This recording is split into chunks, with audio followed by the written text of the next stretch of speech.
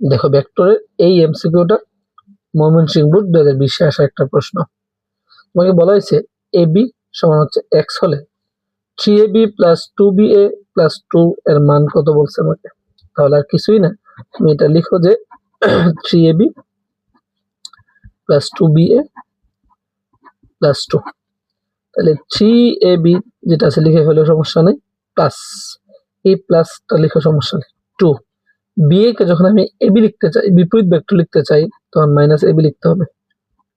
BA কে AB লিখতে গেলে minus AB লিখতে হবে, তখন প্লাস 2। তাহলে এখানে হচ্ছে 3BA 3AB প্লাস মাইনাস কি মাইনাস 2AB 2AB।